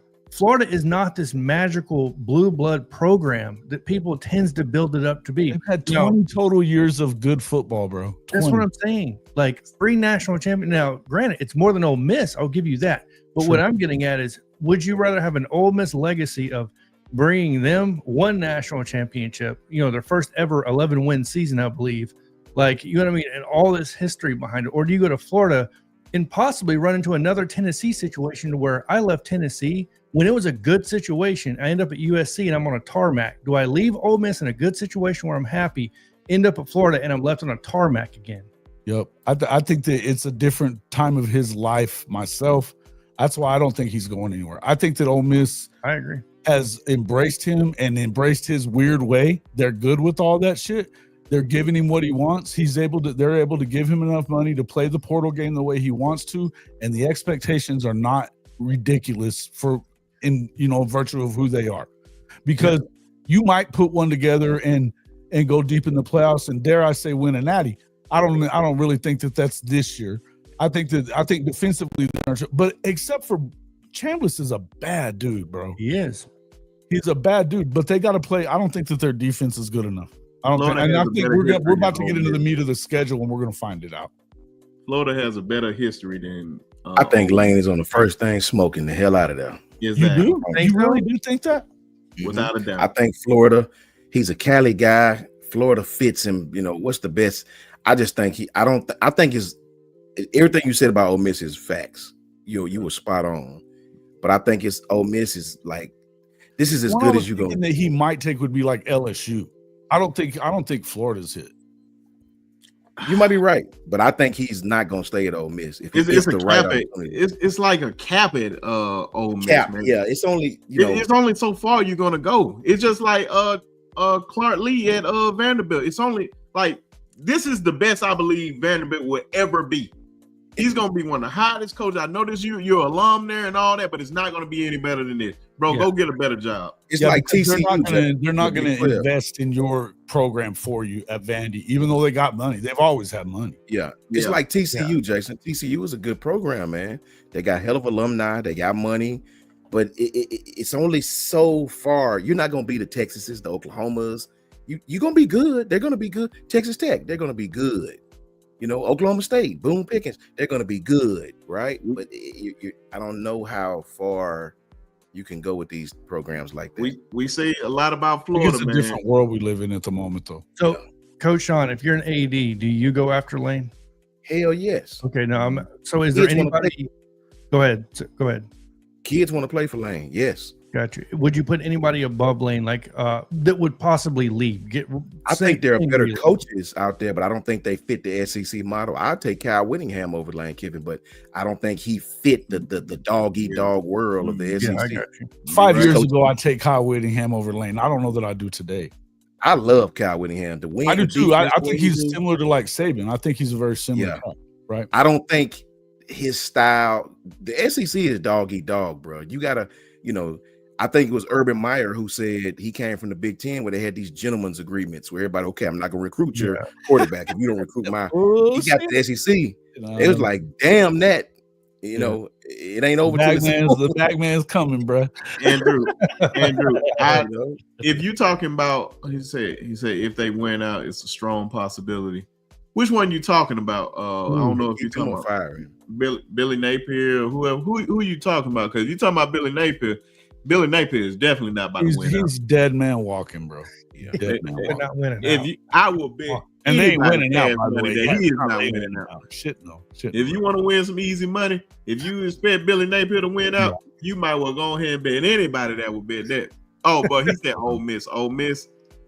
Oh, okay. See, I don't think I see where Pitt Knight Husker says. See, if you're going to go to Nebraska, you might well just stay at Ole Miss. I don't think you should ever go to Nebraska. I think they fire coaches too quick, bro. And today's kids are not trying to go out there in the Cornhuskers. The money has to be right. I mean, you can get the guys and they do have the money to invest it. And stuff. Here's the thing, what Pitt Sniper, I've been saying this a lot. Matt Rule's one of those excuse makers. He ain't the guy. Can you get the guy, man? Abundance out there? Yeah, you get this one. Maybe that one. Can you get a collection of talent in Nebraska? They screwed up going to the Big Ten because they lost their Texas pipeline, and most people wouldn't understand what you have to do if you're Nebraska now. Is you got to recruit JUCO like Tom Osborne used to, but Tom Osborne also had the ability. He was playing in either the Big 8 and then later the Big 12, where he had a pipeline into Texas. To be able to recruit Texas, you're not going to out-recruit the Midwest against Ohio State and Michigan. Facts. You're not doing it. And nobody from Florida is coming to Nebraska. Shit. Unless you have to just overpay or you have to get legacy kids. It's a tough place to win. I think Nebraska, they're still a blue blood, all that other stuff. They will spend the money to win. But if it's so volatile there. Yeah. So volatile there. And that's why I don't think that Lane would ever take the Florida job, because I don't think that Florida, they will fire you. They act like they're Nebraska, and they're not. Scott Strickland's still there. Nebraska. He wasn't going. I don't think he's going to Nebraska either. Oh no. As long as Scott Strickland's there, I don't believe. That's why I believe Lane wouldn't go there. It's because of the reasons you pointed out. And Scott Strickland's already got a kind of a bad reputation with a lot of alumni now at Florida as well. Well, I think it was you, John. Wasn't it you that said Lane already has recruiting ties in Florida? He was at FAU. He was at Boca Raton, right? So Lane already knows the areas. I believe that job is him all the way to Sun Visor, the Cali Kid, the Sun, the Palm Tree. I think he'll take that Florida job. It's too good of a job to just pass up, man. Because you in the state of Florida. Yeah, it's cool that I can get guys out of Florida and bring them to Mississippi, but it's a thing that you can be in the state of Florida and be like, you can stay in the state of Florida. Your parents can get there. Why would he do that and knowing how volatile it is? I just think it's tough. If the SEC was still in divisions, then I would be like, okay, I understand what you're saying, but it won't have divisions no more. So that's why I think it's a real good job to have. Only real team you got to really go against every year is I forgot who they 3 is. I know they're gonna have Georgia on there. I'm just guessing they're 3. LSU maybe. Auburn, right? No, don't they have a big. I don't think they have Auburn. I forgot who they are. I wish I had that on me. I think I still got you in the chat, put it on there. I still had it, thank God. Oh, here we go. Georgia, South Carolina, and Kentucky.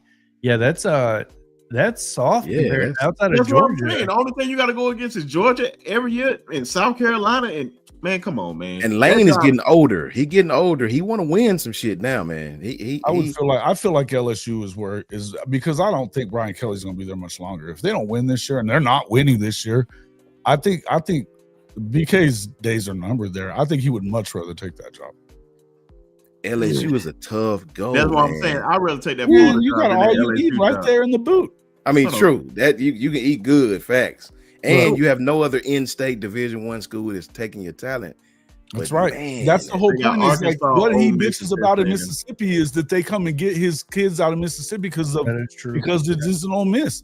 At LSU, there's 3 stars outside of the stadium that he can go get all day, every day, and win. He doesn't have to go get the 5-star guys, but they'll get some of them because it's LSU. I think it's a perfect job. But guess what? Them Florida kids, man, it's better prospects.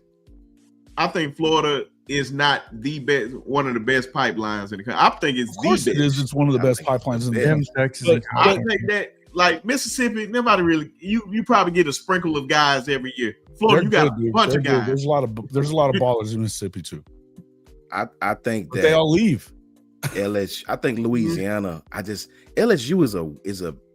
I got a personal. I do LSU a lot because I got a lot of friends from.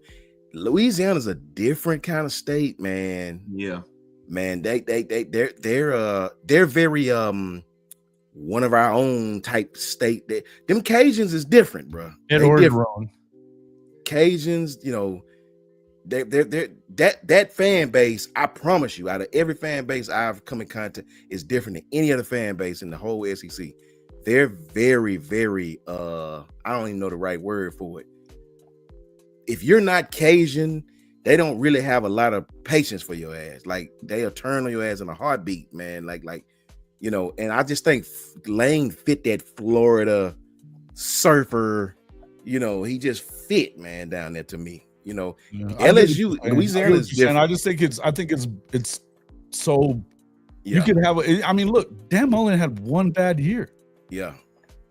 Well, I think that was contributed to Coach Saban. I think everybody got fired because of Coach Saban. Everybody was comparing themselves to Saban. You didn't beat Alabama, they were fired. It was so many coaches getting fired, bro. You know what I'm saying? Getting fired because you couldn't beat Alabama.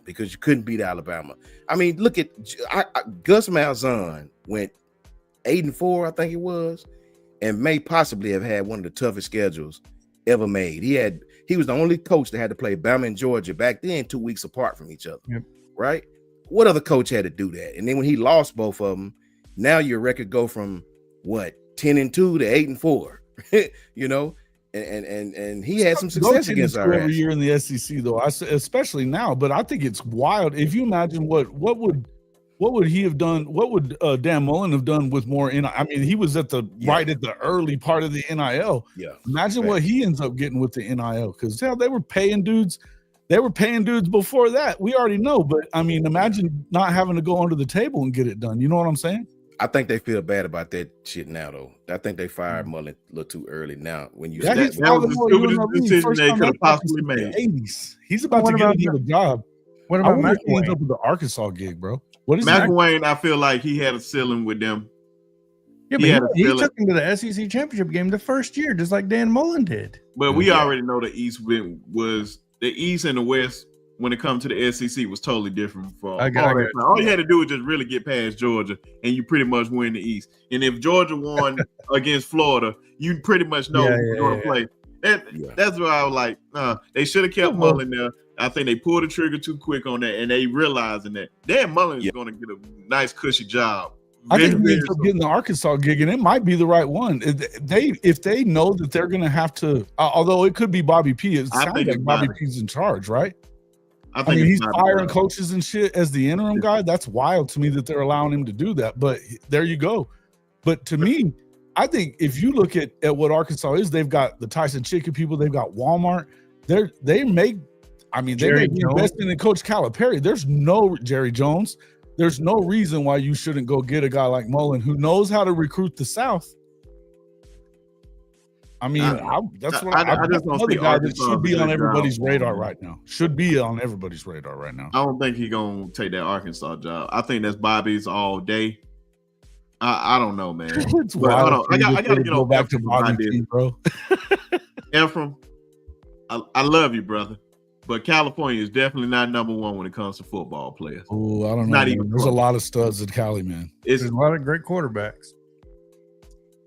Take quarterbacks. You telling me better athletes in California than Florida? Do what? Most of the D linemen down south.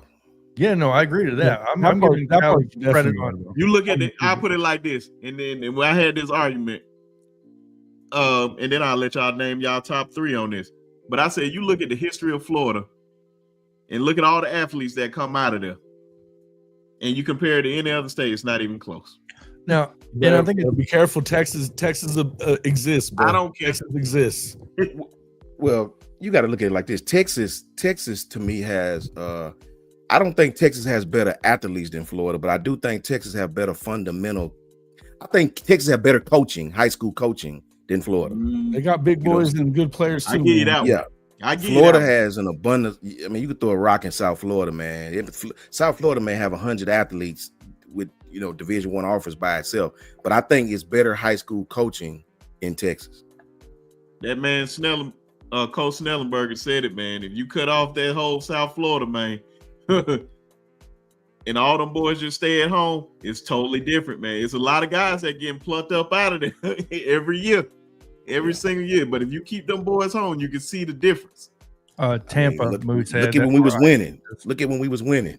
Mark Cooper, Calvin Ridley, Jerry Jeudy. I mean, look at when we was winning. Come on now. Yeah, I'm like, hey man, it's so many guys that come out that state, and I ain't talking about these are like all-time great guys that's coming out that state. I love Cali. I love Texas. Right again, Texas exists, bro. Texas exists. Don't forget about Texas. Look at that. Derrick Henry, Pat Surtain. Like, it's guys. Florida got their talent is crazy. I just don't think they got the best high school coaches. Right? I'm not arguing that point. I agree with you on that. Now, that is definitely. Some of them California got some good high school coaches, too. Yeah. Andrew Glover hit it on the head for sure. I think Florida's got different speed. When you're talking about speed, my God. Man, they up in them cane fields, man. They literally had Under Armour show that commercial with them boys chasing after them rabbits in the cane fields. Hey, you see what Devontae Smith said? Devontae Smith say them Florida boys got good knees. There you go. Good knees, man. Yeah, man. But y'all already know, man. Appreciate everybody coming in here tonight, man. Showing love. We definitely about to get up out of here. I don't know if we're going to get Coach Sean anymore this week. So I'm not even expecting it because my boy about to be out there.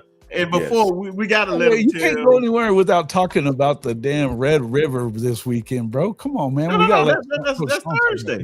That's Thursday. Okay, well, I don't know if I'll be able to be back on Thursday or not because I got a show too. I may be able to pop in though. No. I may come over there with you. You never know. But okay. I just know Coach Sean will be busy sipping on some beverages, and I need to know your top 5 beverages and things you're gonna be doing. You're gonna be doing homecoming, my brother, when I get to you too. So it'll give you some time to think on it. But appreciate everybody. Make sure y'all hit that like and subscribe button. Like I said, man, we are on the road to 1,400 right now. Appreciate everybody that's been supporting the channel. and we're gonna let these guys shout out their channels. Definitely shout out to Gelato for that late super chat for that $9.99, man. Appreciate you always supporting the channel, brother. Always. Say Roll Tide, appreciate the show. Thank you, man. That's what I said, man. We try not to take this stuff lightly. We're gonna be entertaining, man.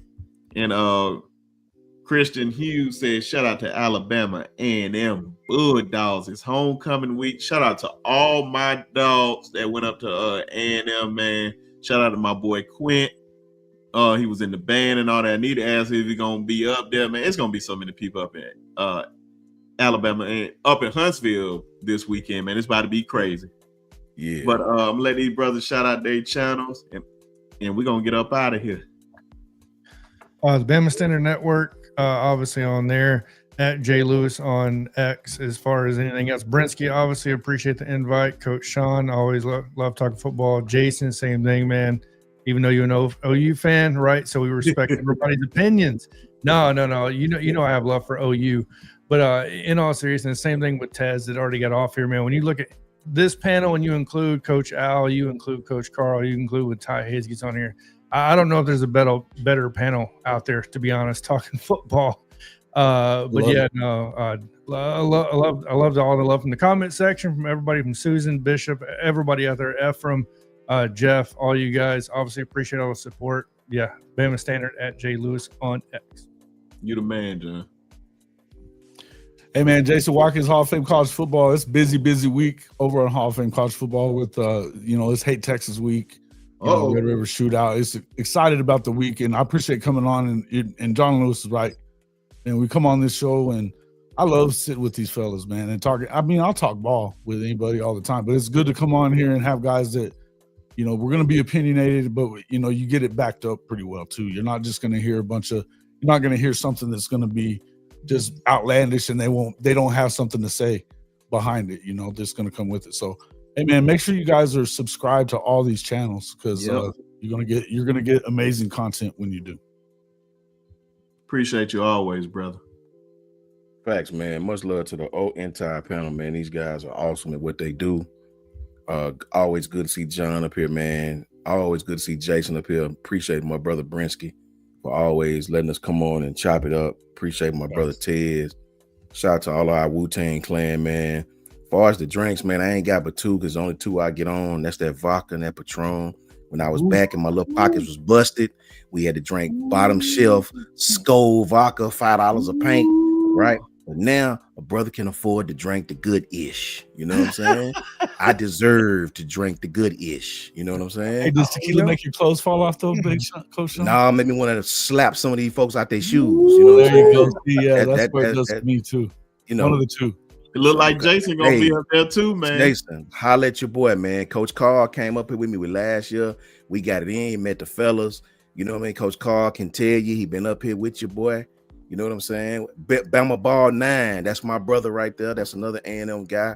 You know what I'm saying? My brother Don Julio, Coach Carl came up here with us. He know what it is up here. He know what it is to be with your boy. So we're gonna do it big, man. Shout out to all my partners, man. Shout out to Nemo, shout out to K-Love, shout out to Brad, shout out to Dave, shout out to Vic Vegas, my brothers. You know what I'm saying? We gonna get it in, bro. We got the all-white party. We got Jeezy coming up here Saturday. We got the Step Show Friday, and I'm involved with it all. So make sure you look on Alabama A&M website. You're gonna see all the fellas, all my former teammates, my brother Dave, everybody. We gonna get it in, bro. And I'm gonna miss y'all this week on a couple of days. Some of these guys, I don't get to see them a lot. So, they families come up here, man. Enjoy that, man. Yeah, you know how it is, Brent. We turn into a whole thing, right? Mm-hmm. We're gonna be out there. We're gonna be nice and juiced up. We're gonna have, Desert Eagles and 50 cows. If anybody want to talk crazy, you know what I'm saying? So we believe in doing your ass dirty up here, real dirty. Coach Carl can tell you he's seen with his own two eyes. But we gonna have a good time. If we can get Coach Carl, nice and tipsy, we going to do that. You know what I'm saying? Peer pressure, Coach Carl. But much love to everybody in the chat, man. We enjoy y'all. If you in Huntsville, Alabama, don't hesitate to look your boy up, man. I got you covered on this end of things. And Roll Tide to everybody, man, for sure. And I am an Oklahoma fan this week. What is it? Boomer Sooners, Boomer Sooners. and horns Boomer down. Sooner. Just Boomer Sooner. Boomer Sooner this year, this week. Put lashes to Texas asses. You feel me? We definitely want that. It's happening. And that's just what we're doing right now. Shout out to my brother Jason, shout out to John, shout out to my brother Brinsky for sure, and shout out to Tez, man. Much love to you all. Oh yeah, man. And of course, man, Bama Ball, she said okay, shit, female. I'm sorry. Oh, I'm yeah, sorry, yeah. Bama Ball. Hey, still, hey, hashtag Creed, man. Bulldog Creed, you already know what it is. You know. And speaking of the Sooners, man, like I said, man, shout out. There's so many guys over there. Jason, you one of them. Jay, I ain't see JB in a minute. Shout out to JB, Mike, and one guy I have not been on one video with, but I'm gonna make sure him and Coach Sean, when, like I said, Jason, Oklahoma week, we collabing on the show, and you made sure you have Coach Ricks up here. I need Coach. I'll get you his info. I'll get you his info after this. Yeah, I just need Coach Rich and Coach Ricks and Coach Sean together on the show, man. I feel like those brothers gonna love each other, man. I love Coach Rich, man. He's very, very knowledgeable. Coach Rich, our guy, man. He's a good dude. Yeah, man, real good dude. Shout out Mars Jams. Mars Jams. Mars, what's going on with you, brother? But yeah, man, shout out to everybody up there in A&M. Look, Brinsky. Here we go. You already had your homecoming. Exactly. Leave it alone. And I heard it wasn't that good. I'm just joking, Susan. I'm just joking. But yeah, man, appreciate everybody coming in, man. Definitely shout out to everybody. Y'all already know Tess is gonna drop 40 on Oklahoma. I said this out of emotion, everybody. I'm gonna get my official predictions come Thursday. Shout out to Coach Sean. Hopefully, I know we're not getting them no more this week. I just want to see what he looked like in this all-white party. I haven't been to an all-white party, and I just want to see how my boy dressed up for this all-white party. When going Thursday? Party? It's Thursday. I mean, are you going on Thursday? Yeah. I'm gonna tap in with you so you could see what's cracking. We on there. All right, y'all here. Yeah. See my boy. I might not get to stay long, but I'm gonna tap in. No. I already know. I already expected this.